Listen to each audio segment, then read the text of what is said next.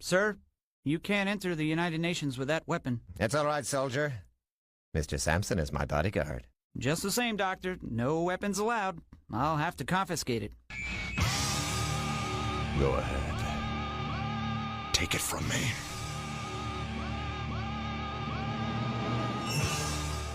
So, you got a boyfriend? Why? You want to ask me out on a date? Maybe.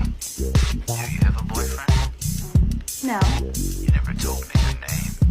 Why do you want to know my name? I want to know who I'm looking at.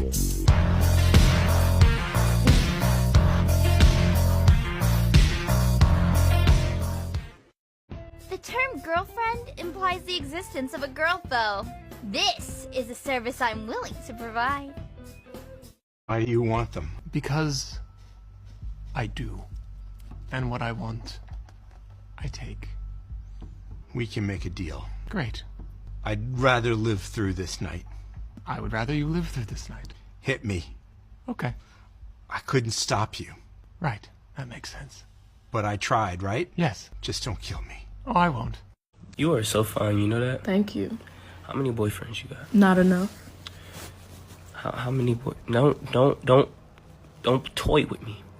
Don't be coy. How many boyfriends you got? Not enough. And can I be the favorite? Yes. Every night, you have families killed. And yet, here you're dying. Tonight should be no different.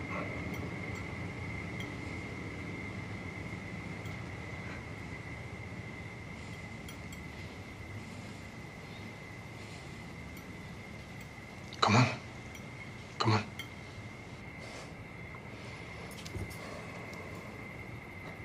Do you think the people that sent you here are any different? Who do you think we learned it from?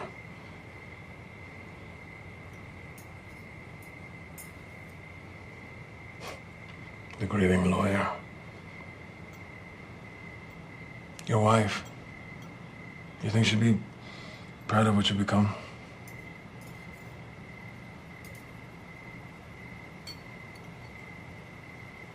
Don't forget about my daughter. Ah, sí. Tu hijita.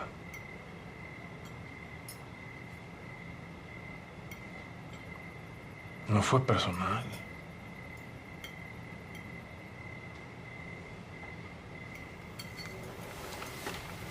Para mí sí.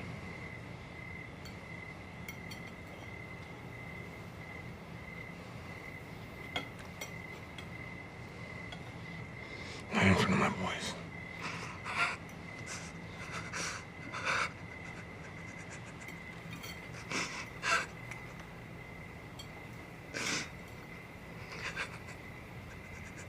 Ahora vas a conocer a Dios.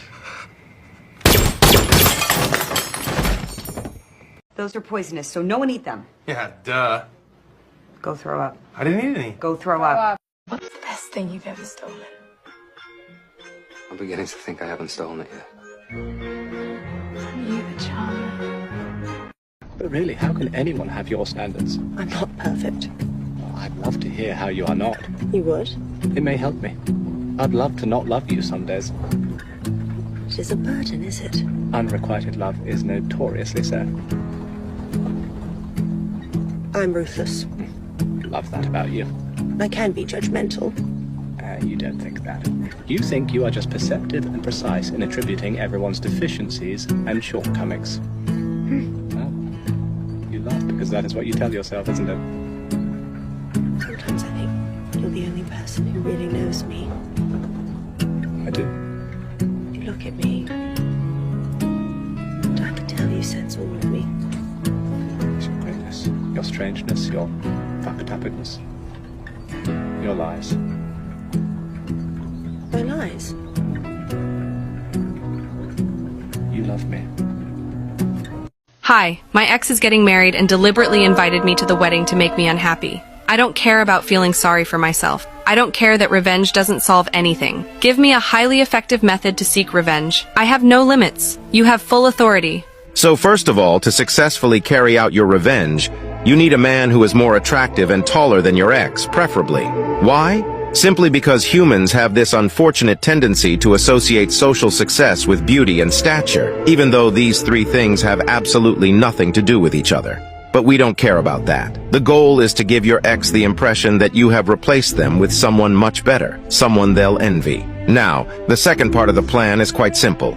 There's one rule you should never break at a wedding. Never be more beautiful than the bride. However, you understand that we're going to break that rule. Manicure, pedicure, you need to be perfect. The aim is to shock beauty itself. As soon as the bride sees you, the main protagonist of this wedding, she should feel a certain sentiment, frustration, an impression of not being good enough for her husband, surpassed by someone taller. At this stage, we have frustrated two people, but the revenge doesn't stop there. During the wedding, there's the traditional bouquet toss, where it's believed that the person who catches the bouquet will be the next to get married. Do you see where I'm going with this? No, you don't see it. I've just surprised you. You're not going to try to catch that bouquet at all. You're going to do something much better. When someone catches the bouquet, the man who is, of course, aware of your plan will put into action what you both had planned, a marriage proposal. Now, what do you think is the worst thing that could happen to a newly married couple? The worst thing that could happen to a newly married couple is for everyone to remember anything but them at their own wedding. With this proposal,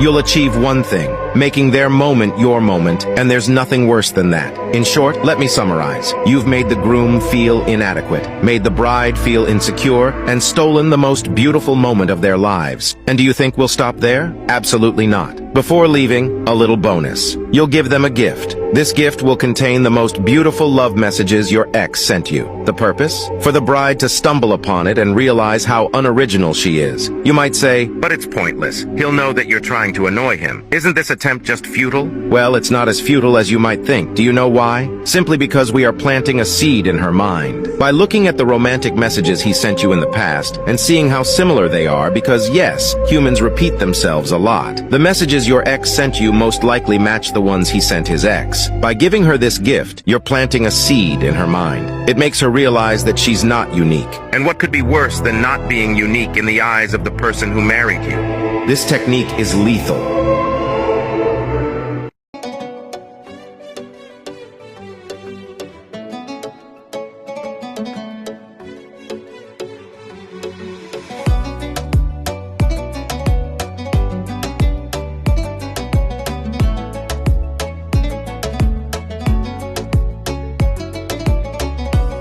Whoever fights monsters should see to it that in the process he does not become a monster. And if you gaze long enough into an abyss, the abyss will gaze back into you. There's a certain righteousness in standing up to what is wrong, a thrill in facing down the darkness. But the line between hero and monster is thinner than we'd like to admit. The longer you wrestle with evil, the more you risk picking up its habits, its logic, its justifications. The monster, after all, is not just out there, it's a possibility within. The abyss is not just a poetic metaphor, it's the void you stare into when you confront chaos, injustice, or the parts of yourself you'd rather not acknowledge. At first, you think you're the observer, the one in control, but the abyss is patient. It waits. The longer you look, the more it looks back. And if you're not careful, you start to see yourself reflected in that darkness. History is littered with those who set out to defeat monsters and ended up wearing their skin. The crusader becomes the tyrant.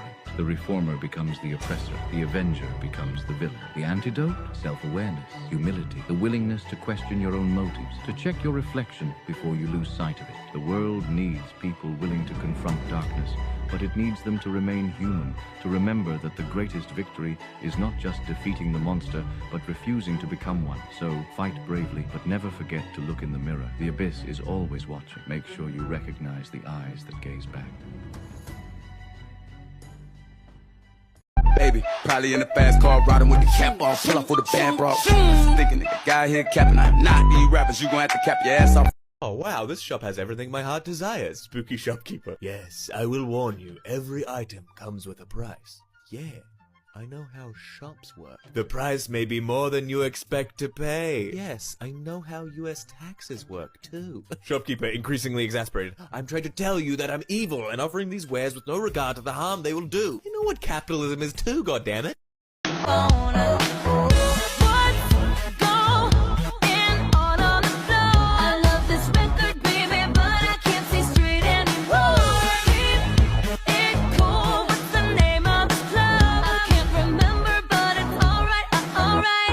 Tell me, how did you get so Cold enough to chill my bones. It feels like I don't know you anymore. But it's not just the festival itself, it's the people of Melbourne, you know? The people of Melbourne getting behind the festival, you know? Because the people in Melbourne, they're always so welcoming. Very welcoming. The people in Melbourne are so welcoming. Very welcoming.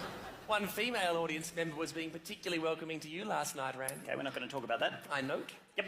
From the hotel room next to yours. Moving on. With paper-thin walls separating us. Gonna leave that there. Sounds like she was welcoming you all night long. Not gonna talk about that. Welcoming you all over her body. Keep it to yourself. Welcoming your brains out. Hush now. What was her name, Randy? Lucy. Lucy Littleton. Lovely Lucy Littleton. Lovely Lucy Littleton, who lives down Lancefield Lane. Lol. Larry Listerfield likes Lucy Littleton. Larry Listerfield left it too late. Lucy's leading Larry on. Leave Lucy alone. Lucy's lying to Larry. Mr. Freeman, I have terrible news. They've let him go. Who? Milton? Yes. But I thought he was in the system. The fools let him go. He's out of the system? Oh, no! Huey, he's out of the system! Grab my shotgun! They said they didn't have enough evidence to hold him. Granddad, what's going on? The Milton Tayshaun escaped. Go grab my pistol with the silver bullets. Not fight a brother's battle, you half-wit. Can't talk to me like that. The king can do as he likes. The Mad King did as he liked. Has your Uncle Jamie ever told you what happened to him? No one threatens his grace in the presence of the king's guard. I'm not threatening the king, sir. I am educating my nephew. Braun, the next time Sir Merwin speaks, kill him. That was a threat. See the difference? Well, I guess I don't need to go to therapy. The problem seems to have resolved itself. Are you sure about that? I said it resolved itself. Okay, so let me get this straight. We're here to rescue a princess. That's right. At the request of a princess. Right again. And you, who will be leading the expedition, are also a princess. You're very perceptive. How big is your royal family again? We don't have one. But what? We overthrew our monarchy centuries ago, but we keep most of the titles around. The rank of princess is held by the directors in charge of various civil service branches. Huh. And the princess we're rescuing today is in charge of public sanitation. The Lord of Death's Dominion kidnapped your public sanitation director? We think he's a little confused. Carl, you've tracked mud all over the carpet. Now that right there is a mess. I just had it cleaned yesterday, Carl. I'm not responsible for this. I've been jamming on the saxophone all morning. They're clearly your hoof prints, Carl. Then there is an imposter on the loose. They lead directly to you. Clue number 1. The imposter is a phantom. Carl, stop avoiding...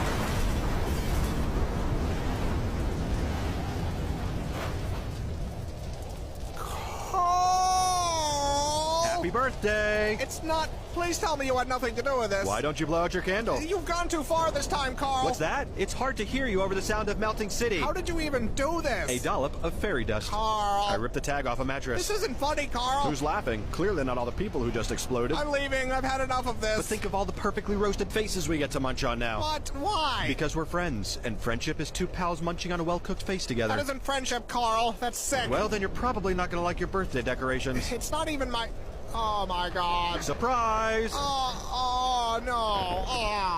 I'm sorry, I thought you liked faces. Obviously there's a miscommunication. This is awful, Carl. You're right, it's not nearly as tasteful as I pictured it in my head. I think I'm gonna throw... Oh god, one touched me. This was clearly the wrong way to go. You think, Carl? What can I say? I expected them to be cooked more. Raw face is just gross. But that isn't the problem, Carl. Why would you think any of this was a good idea? Probably because I'm a dangerous sociopath with a long history of violence. Oh. I don't understand how you keep forgetting that.